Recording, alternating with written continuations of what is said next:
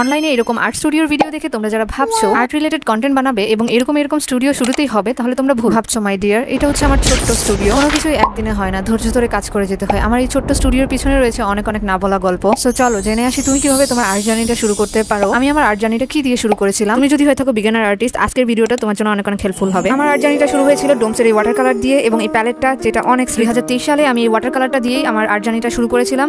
আগেও টুকটাক আর্ট করতাম, তবে আর্ট জার্নি শুরুটা ডোমসের ওয়াটার কালার দিয়ে করেছিলাম। অ্যান্ড বিশ্বাস করো, এটার দাম ছিল মাত্র 120 টাকা। তখন আমার কাছে টাকা ছিল না, কিছুই ছিল না। তো ওদের পর আমি একটা অ্যাক্রিলিক কালার আর্ট করার জন্য অ্যাক্রিলিক কালার কিনেছিলাম 250 টাকা দিয়ে, যেটা কোয়ালিটি খুবই বাজে ছিল। আর আমার এই পড়ার টেবিলটাকে আমি আমার আর্টের টেবিল বানিয়ে ফেলেছি আস্তে আস্তে। আমার কিন্তু আর্টের জন্য আলাদা কোনো টেবিল নেই, আমার এই পড়ার টেবিলেকেই আমি আমার আর্টের টেবিল বানিয়ে ফেলেছি। এরপর কিনেছি জয় টিটির মোমের এই রঙগুলো অয়েল পোস্টার। তারপর কিনেছিলাম পেন্সিল কালার, যেটা আমি তোমাদের আগেও দেখিয়েছি। এটা বড় পেন্সিল কালার। এর মাঝখানে আমি কিনেছিলাম শুরুতেই ছোট পেন্সিল কালার, যেটা 70 টাকা ছিল।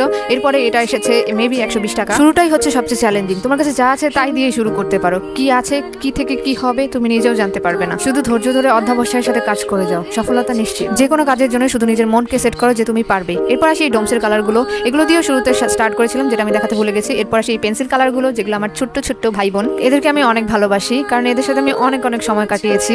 ছোট্ট ভাই বোনদের সাথে এবার বড় ভাই বোনদেরও দেখিয়ে দিই, যেটা আমি একসাথে দেখাতে চেয়েছিলাম, আগে দেখিয়ে ফেলেছি।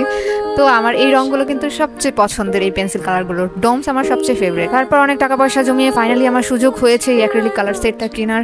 আসলে আমি শুরুতেই যখন অন্যান্য আর্টিস্টের ছবি দেখতাম বা তাদের এত ম্যাটেরিয়ালস দেখতাম, অনেক মন খারাপ হতো যে আমার কাছে কিছুই নেই।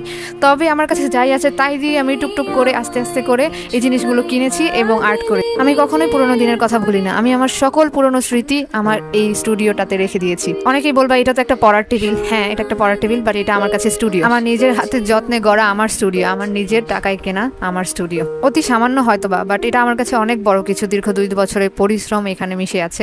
এরপর আসি আমার অ্যাক্রিলিক কালারের আরেকটা সেট নিয়ে, মলমার্টের। এইটা আমার একটা ড্রিম বলতে পারো, যেটা আমি রিসেন্টলি কিনেছি। অনেক দিন যাবত দেখছিলাম এটা দিয়ে আর্ট করার স্বপ্ন সব আর্টিস্টদেরই থাকে। তো মলমার্টের এই কালারগুলো তোমাদের সাথে আনবক্সিংও করেছি, এটাও আমি নিয়ে নিয়েছি। এখন বাকি শুধু গুয়াশ কালারের, সেটাও ইনশাল্লাহ কিনে ফেলবো খুব দ্রুত।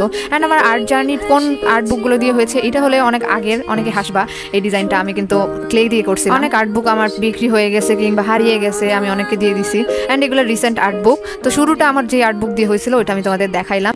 তারপর এই আর্ট প্যাডগুলো আমি আমার কাছে সংগ্রহে রাখছি, যেগুলো এখনো আর্ট করা হয় নাই, কন্টিনিউ আছে। যদি ব্রাশ সেটের প্রসঙ্গে আসি, তবে ব্রাশ সেট আমার কাছে এখনো তেমন নেই, যেটা দেখাইলাম সেটাই আছে। অ্যান্ড এই পেন্সিল কালেকশনগুলো আছে। আমি শুধু প্রয়োজনীয় ব্রাশ সেটগুলো রাখছি, যেটা আমার প্রয়োজন। এরপর আসি এই স্ট্যান্ডটা নিয়ে। আমার কাছে এখনো বড় স্ট্যান্ড নেই, আমি এটা দিয়ে এখনো ভিডিও করি, তোমাদের দেখাই, ফোন দিয়েই ভিডিও করি। So here is the final look. তো আমি আবারও বলবো, আমি বড় কোনো আর্টিস্ট নই, আমি শিখছি, তার সাথে আমার শিক্ষার জার্নিটা আপনাদের সাথে শেয়ার করছি। হয়তো আমার কাছে অনেক কিছু নেই, তবে যা পেয়েছি, যা করেছি নিজের টাকায়, আলহামদুলিল্লাহ যে আমার এতটুকু আছে। অনেক শুকরিয়া আল্লাহর দরবারে যে আল্লাহ আমাকে এতটুকু করার তৌফিক দিয়েছে। তোমাদের জন্য একটা কথাই বলবো যে শুরু করার জন্য আসলে ইচ্ছা শক্তি আর মনোবল দরকার, আর দৃঢ় অধ্যাবসায় পরিশ্রম দরকার। তোমরা শুরু করে দাও, যাই আছে। আস্তে আস্তে দেখবা একটা দুইটা করে তোমাদের ছোট একটা স্টুডিও হয়েই যাবে। বাট শুরু করাটা মূল বিষয়। যখন তুমি সফল হবা না যে কোনো কাজের ক্ষেত্রে, তোমার এই শুরুটাকেই মনে পড়বে, এই পরিশ্রমটাকেই মনে পড়বে। তো আজকের মতো এইটুকুই। টাটা, আল্লাহ হাফেজ।